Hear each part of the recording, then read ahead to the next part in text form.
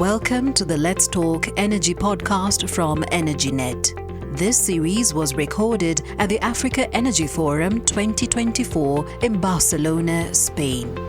Join us for these and other episodes as we talk to the industry players, stakeholders, and rising stars of Africa's energy sector.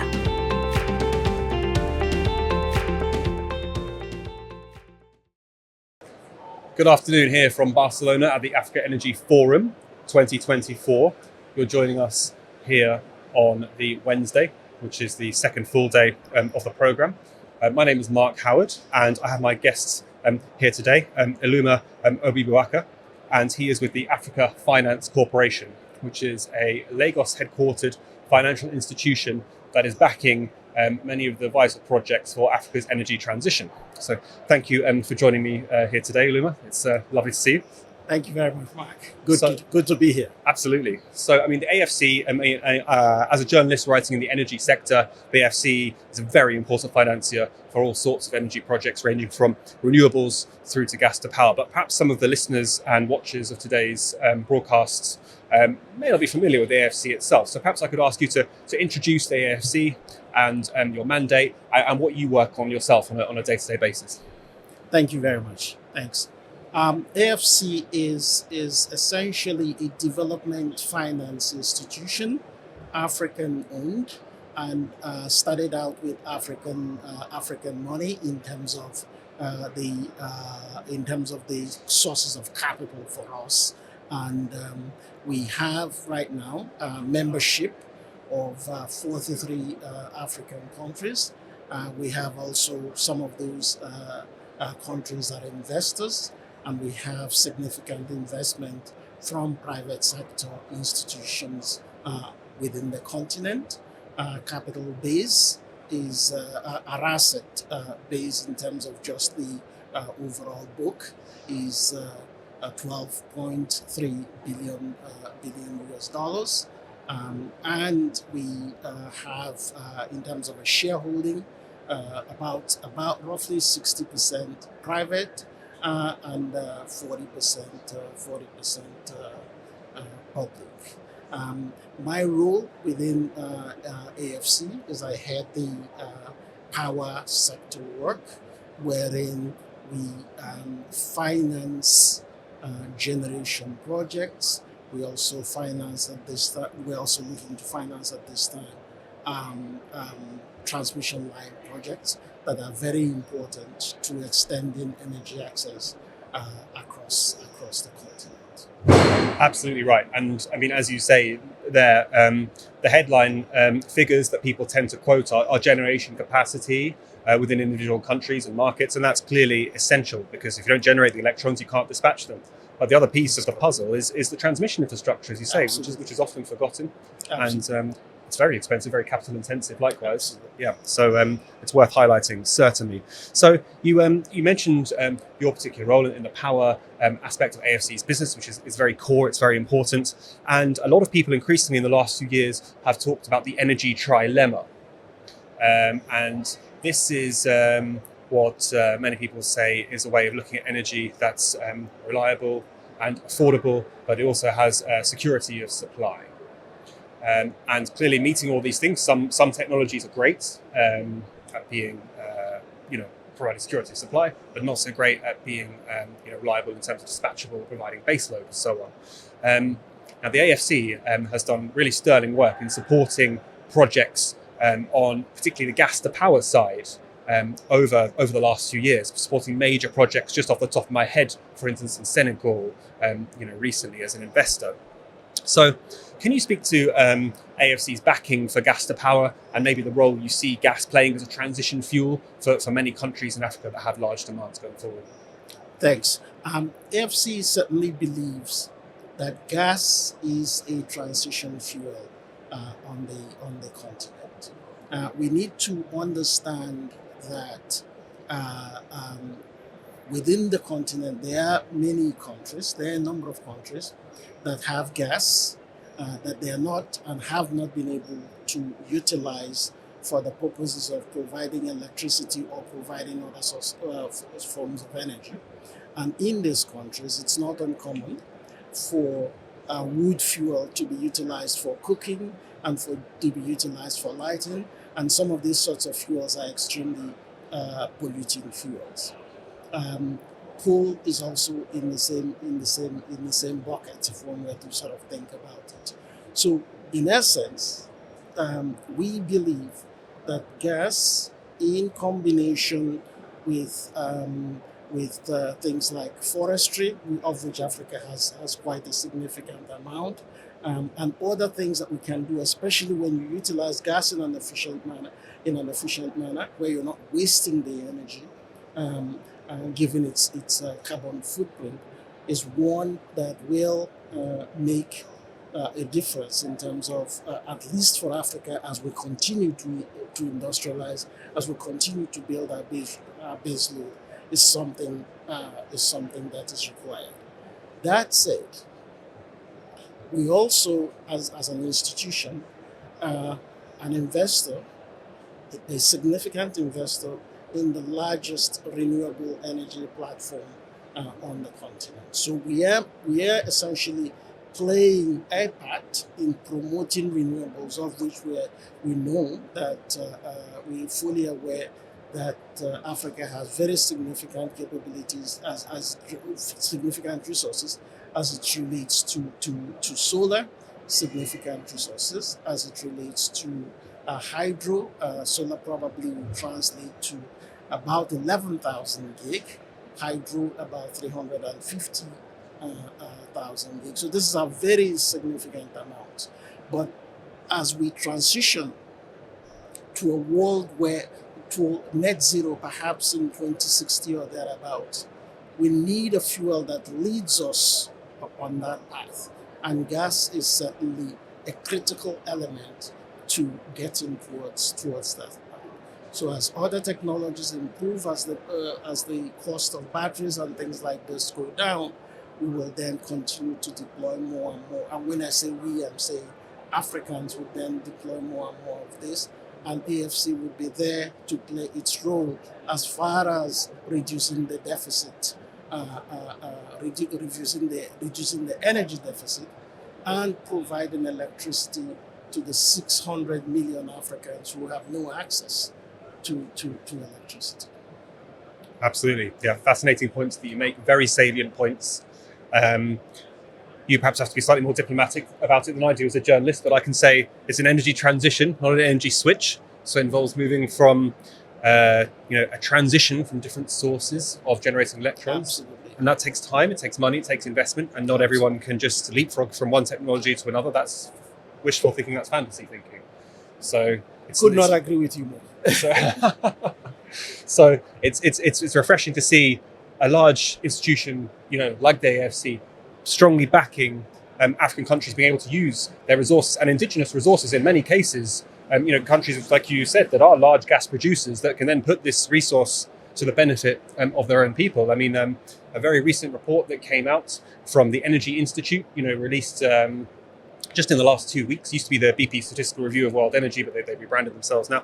And also the IEA's most recent oil report. So, both of these documents in tandem, when I was reading them, I was thinking, actually, not a lot of people probably know that Africa remains a net energy exporter in terms of the balance of crude oil and refined products and gas, etc., exported around the world. And Africa is in the midst of an energy crisis. So I think this sort of nuanced approach that the AFC has adopted, it's very praiseworthy indeed. And it's a roadmap actually for the future, because we speak to a lot of players in the industry.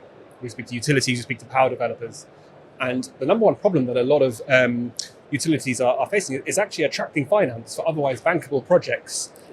For gas to power that, as you say, could then enable more renewables to be added to national grid systems. And that's clearly something that AFC have experience of as well. Is that core to your mandate? When you assess a gas project, you're looking at that grid and thinking maybe we could add, a lot more utility solar and wind, for instance, by adding that gas.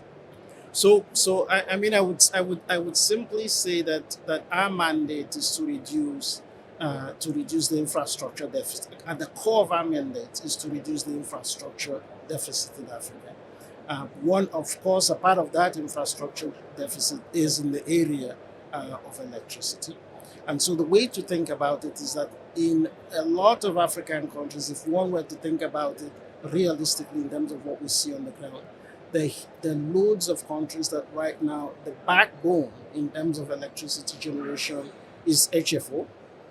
In some countries like South Africa, the backbone of electricity generation is coal, right? So the point that I think one is making is that, and then on top of that, is that we have very low levels of industrialization within the continent, as well as issues, of course, with our utilities, etc. But if one were to put all that aside, the step-by-step approach in terms of the way we see it is that in countries that have gas that's available to them, those countries may or may not have other forms of renewable, but they will indeed have solar. In Africa, they will almost certainly have solar. Some will have significant hydro resources, some will not, and some will have significant wind resources, most will not. In those instances, you certainly want to be able to utilize gas to address the immediate problem they have, which is an energy problem and access and supply of energy for purposes of industrialization on a baseload basis, and also for the purposes just of consumption. So that's the gap that we're trying to fill, but we do it in a responsible way. All of these technologies, in terms of even gas burners in the gas turbines that are utilized, we also work with sponsors to make sure that these have heat rates that make sense, right? And to make sure that some of these technologies in the future can have switches in the amount of gas that they use, as well as hydrogen inputs into the gas that they utilize, so that you reduce the footprint of the gas itself. But as you pointed out earlier, this is a transition, and we have to do the transition in a way that makes sense for Africa. Absolutely, yeah. And very interesting points you highlight there with future-proofing gas assets for maybe prospective hydrogen supply or synthetic fuels going forward. It's very forward-thinking, extremely interesting. Also, as you alluded to, it's a holistic approach that AFC and many others are looking at. Clearly, as you mentioned, you're an investor and key stakeholder in the continent's largest renewable player, Infinity Power as well. So yeah, it's a whole systems approach. And another part that you touched on that's so vital to Africa's electricity supply industries is the future of the transmission sector going forward. Perhaps an unloved part of the industry by some in terms of the lack of attention it gets, but vitally, vitally important. We're going to see a huge demand, I think, for high voltage infrastructure. We're seeing a lot of progress in the West African power pool, Southern African power pool, international interconnections. Perhaps you could speak to your work a little bit on the transmission side of things, perhaps an unsung but vital aspect of the electricity supply industries. Okay, thank you. Yeah, one of the things that we are looking at focusing on, and we are working also to with regulators to improve regulation as it relates to transmission lines, which will then enable the private sector to play a bigger role, is especially in transmission, and especially what is called international interconnectors. And in certain countries, you have lines, transmission lines that sort of get to their border, which is their responsibility, and it stops there. But you need an interconnector on the other side of some other country's border to take electricity to some of these places. This issue is also related to climate change, because you find that a lot of landlocked African countries, especially those without gas, tend to use diesel and liquid fuel as the primary source of electricity generation. It actually makes sense to transmit to these countries, in some cases, cleaner sources of power, such as hydro, across these transmission lines, and then to trade energy across borders, which generates income for the country selling the energy, but also solves a problem for the country receiving the electricity, and at the same time generating benefits within the what you call it, generating economic benefits within target countries. So that's the way that we look at it. So the first part of the work is on the regulatory side, and then specific transmission infrastructure. There is a project that we're looking at now where we're looking to work with a large commercial and industrial customer who right now is looking at utilizing liquid fuel for their production, which is off grid. We're providing a transmission line that essentially takes electricity from the grid. It's a primarily hydro country, so you take clean electricity from the grid to this location. So the transmission story itself is also part and parcel of the transition process in Africa. Absolutely, yeah. No, really interesting points you make, and the example that jumps to mind is the West African power pool. Of course, you've got countries with phenomenal, hydrological resources that can supply neighbouring countries, that don't have those water courses. But conversely, you have lots of countries rich in, let's say, gas or maybe solar PV or solar radiation to build out solar capacity. So you've got that symbiotic benefit there. Absolutely. And trading power, as you allude to, creates a market efficiencies. Absolutely. So this is a great thing to invest in. And another point you touched on that is very important indeed, and I think perhaps should be highlighted a lot more in the discourse around energy, is the de facto situation remains that plenty of countries are burning HFO or heavy fuel oil, which is often termed bunker fuel, maybe for some of the audience who might be more familiar with that term, and diesel, of course. Not only are these very expensive to import, especially if countries don't refine them themselves from their own crude, but they are very highly emitting indeed. So the health benefits in the immediate environments, especially in countries where small generator sets are used, whether diesel or petroleum fired. Nigeria springs to mind, of course, but there's plenty of other countries, or people living in the environs of, let's say, a mine with their large on-site, off-grid HFO-fired generation plant. There are severely adverse health impacts, particularly to younger people, and so that's a key important decarbonisation as well. But as you alluded to previously as well, Eluma, when you're looking at clean cooking, which is a bit of a buzzword, but actually what that's about is giving people access to cleaner fuels for cooking. So not only are they not using charcoal or natural biomass, such as wood, which is a large contributor to deforestation, and destroying carbon sinks as well, but the health benefits for people in the home are clearly very important. Absolutely. As well. Absolutely. So we're looking at a very holistic approach to the energy transition and trying to maximise the utility. That's exactly the point. Absolutely. So, AFC, in our publication, African Energy, we're a newsletter, we cover all aspects of the energy sector from the upstream through to renewables across Africa. And we have, of course, written about many of the projects that AFC have backed in recent years. Could you speak to maybe one or two projects that you have in the works in particular that are exciting, or maybe they've been recently commissioned, or, that you're looking forward to reaching project milestones coming up? Okay, so I'll talk about two, maybe three that all relate, that are actually all renewable. So right now we have an interesting project in Cape Verde, wherein in Cape Verde we've got what is called the Cabiolica project, which is a wind farm. We are now in a position to expand that wind farm. So it's in the process of being expanded, and at the same time, we're complementing the output of the farm with 30 megawatts of battery storage system, which will do a couple of things. Number one, just stabilize the grid.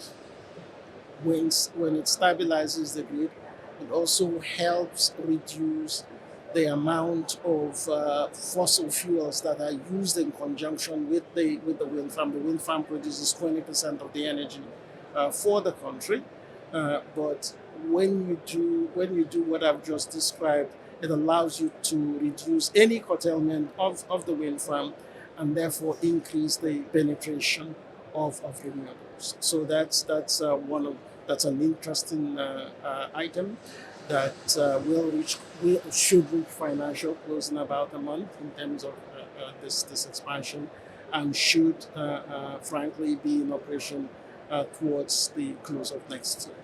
Wow, fantastic! And that's off the top of my head, that was one of the very first commercially financed wind projects. Correct, on the continent. Yeah. Absolutely. Very significant projects, yeah. So we're following our own footsteps of increasing. So that's number one. The other one that comes to mind is Djibouti, what we call the Red Sea Power Project, wherein it's a 60 megawatt wind project.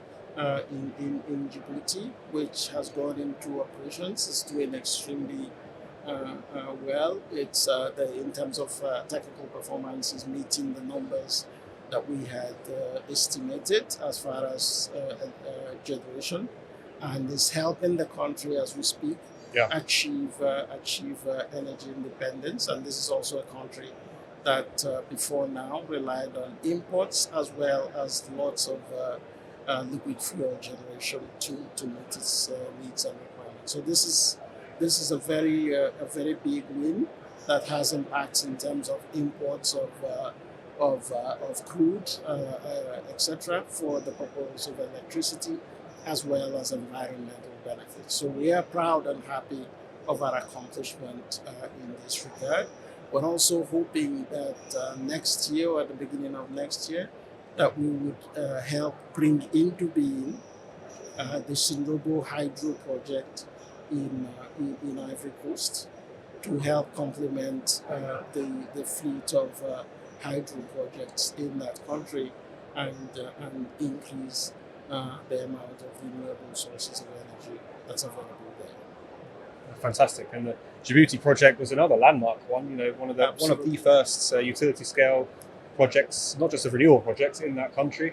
Fantastic wind resource. I'm glad to hear that it's performing very well. Yeah. So, Absolutely.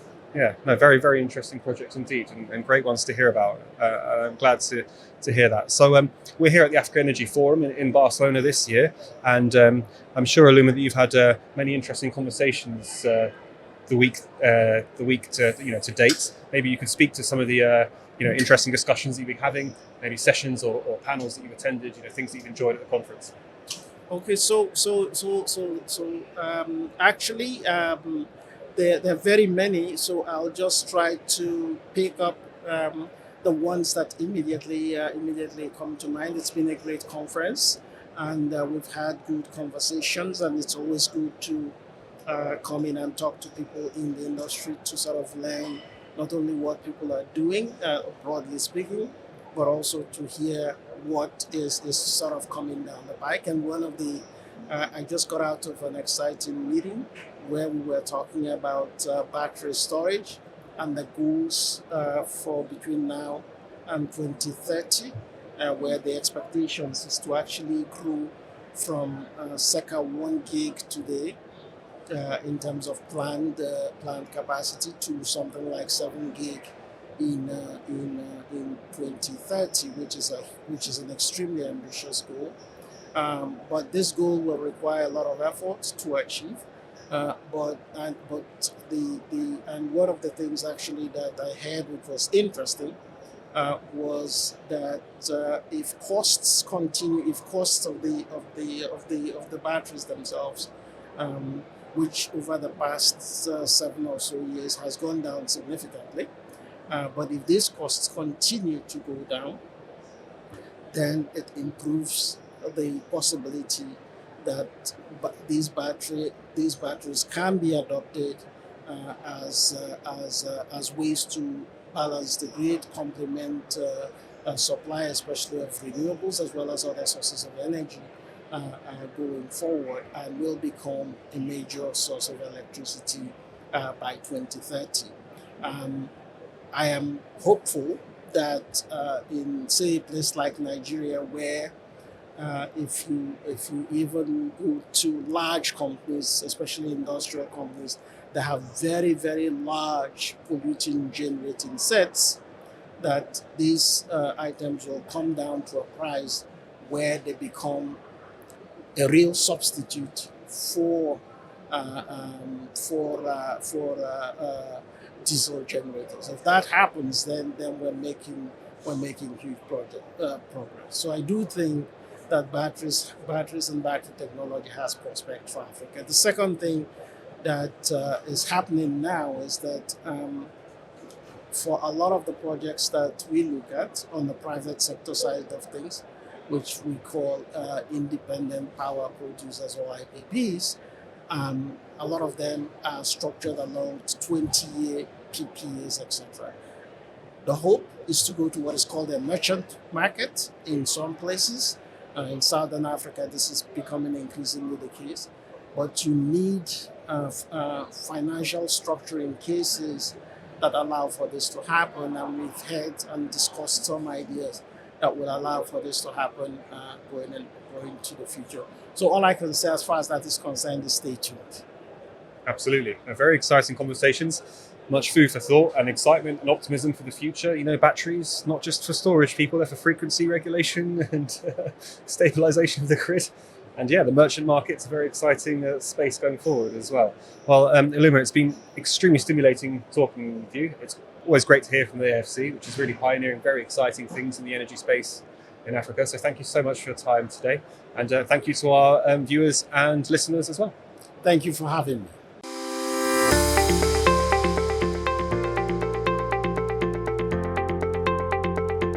This series was recorded at the Africa Energy Forum 2024 in Barcelona, Spain. Join us for these and other episodes as we talk to the industry players, stakeholders, and rising stars of Africa's energy sector.